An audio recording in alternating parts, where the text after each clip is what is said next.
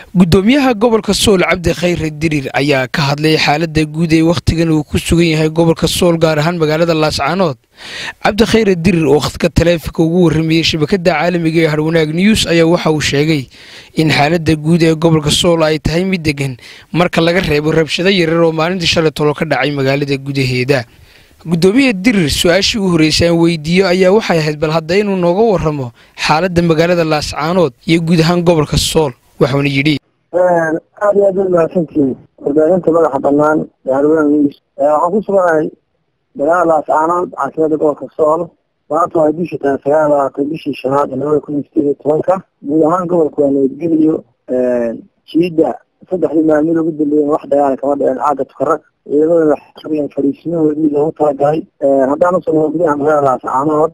waa nabadgelyo saaka ilaa xalay waa nabadgelyo wax dhibaato ay kama jiraan. laakiin waxaa jirta shaqaaqo yar oo shalay ka dhacday magaalada ayna ahaayeen dad waxmaragarato ah oo makafa oo dumar iyo caruur la qalday iyaduna way iska dhamaatay waxaan socotay wax yar oo kooban. gudoomiye waxaa jira dad la xidhay oo magaalada Laascaanood lagu xidhay ay ku jiraan wariyaal arrintaas iyada maxaad kala socotaan?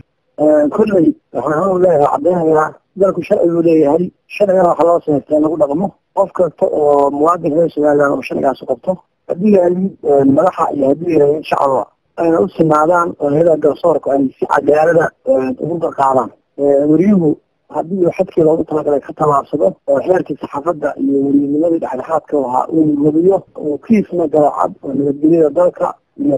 gobolka ma ku harganaysana sharci wuxuu banaynayaa in la qabto oo la tuso waa xaq loogu leeyahay iyadoo loo mariyo sifaha sharciga iyo sharciga loogu leeyahay. way jiraan wariyaal xiran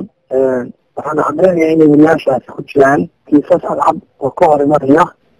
jiritaanka nabadgelyo jamhuuriyadda Somaliland. waxaana marin doonaa xeeraarinta maxkamad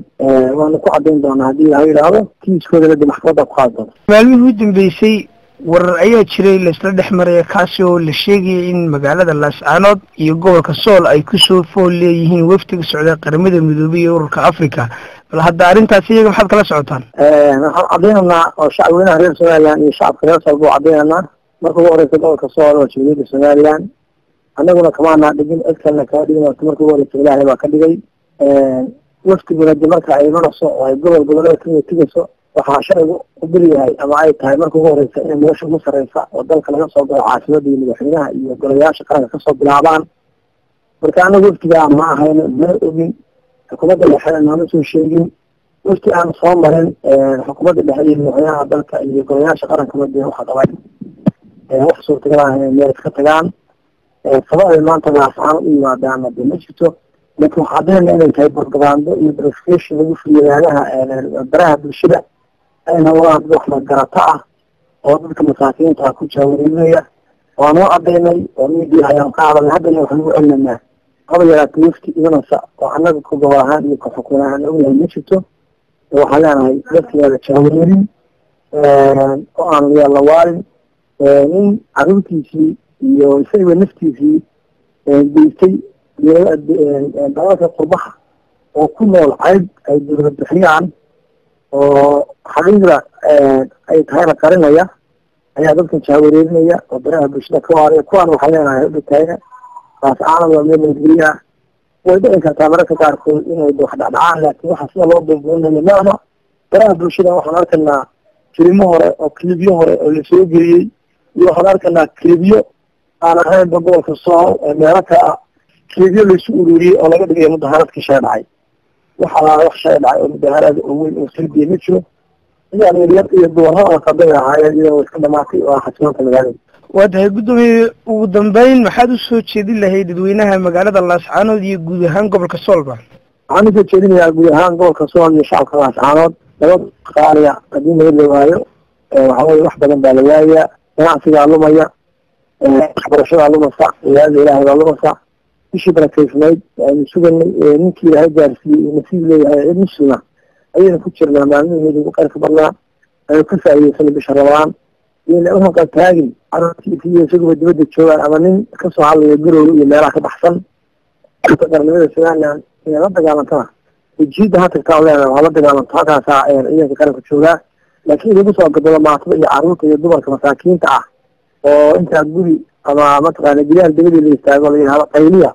taasina dadnimona maaha cidda wax mucaaradka inay oo karaamada wax mucaarado oo meelaha furimaha tagto qori xataa iyaga ay u haboontay laakiin inaad kiisnaba meel soo geyso oo masaakiinta ku kiciso taasi waxaan aragnaa inay tahay wax liidnimo ah shacabkana waxaan leenahay war labadiina adkaysta laascaanood maalinta ay puntland ka baxdeen waynu garananaa noocay ahayd iyo sawirkay ahayd iyo siday taalay maantana waynu garan karnaa sawirkay tahay iyo siday tahay iyo waxa laga qabtay xukuumadda jawladda somaliland ka qabatay hadday laamiga tahay iyo hadday cusbitaala tahay iyo hadday kuleeyahay tahay waxbarasho hadday tahay maanta ma qiyaas karno aynu xujisana nabadeena haddii ay tabasho aad ka tabanaysaa maamulka gobolka ama aad ka tabanaysaa xukuumadda dhexena idinka muwaadiniinta reer somaliland sifaha sharciga u mara oo hadla oo la kulma waa tahay dhegeystayaaalkaasi waxaa gudoomiyaha gobolka sool cabdi khayre diriir oo khadka taleefanka ugu warramayey shabakada caalamiga ee Harwanaag News. Gudoomiye aad iyo aad baad mahadsan tahay.